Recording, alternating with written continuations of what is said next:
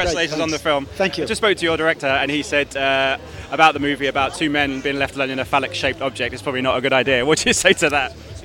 That sounds like a pretty snappy description. That'll pack them in. I mean, I can imagine there was so many reasons for you to get involved in this, but in all your years of training as an actor, did you think you'd be going into a film and doing the things that you do in this film with all of that training? Listen, actually, training, I don't know. I've been doing this for a long time. Certainly my background in theater helped me deal with this kind of language, because in the movie it's an elevated language, it's poetic language, it's a period language. So there are these beautiful speeches that you don't normally get that kind of dialogue in a movie. So that was one of the pleasures. But Robert Eggers is a great filmmaker. This is only his second movie, but for me, he's a great talent. And your character's kind of the lead, you know, he's leading Robert's character. You don't really quite know whether he's saying the truth or whether he's not. I mean, that must have been great to kind of play with Robert. It's true. Both characters are kind of unreliable. You don't know what's true and what they're making up.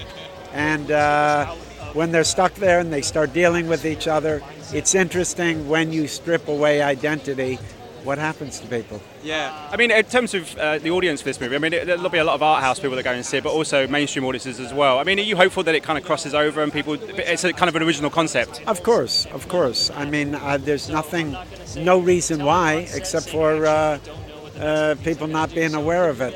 I mean, it's not for me to say. They'll like it or they won't, but I think it's certainly, even given its aspect ratio, even given the fact that it's black and white, the story is, I think people, I don't see why it wouldn't cross over to a wider audience. Yeah, and just finally, a quick word on Robert. He's obviously done some amazing work since he's done, obviously, Twilight, and he's gone to all these amazing, now he's going to play Batman. I mean, what is it about him that you think makes him so unique and so special in this era of film?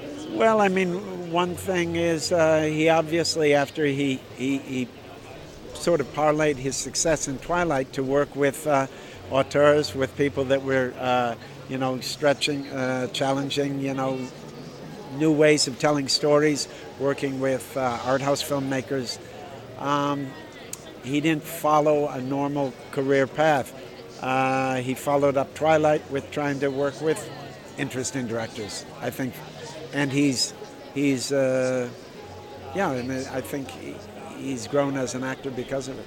And do you think he'll make an interest in Batman, given the character's been through so many iterations? I'm here to talk about Lighthouse, but I have a standard answer for that. He's got a good chin. You can't have Batman with a weak chin. Without a weak chin. Willem, absolute pleasure talking to you. Thank you so much for your time. Thank you. Cheers. Pleasure. Ladies and gentlemen, you're watching Hey You Guys! Hey You Guys, huh? Hey You Guys. Is that from the Goonies? It is indeed, yes. Nice. Hey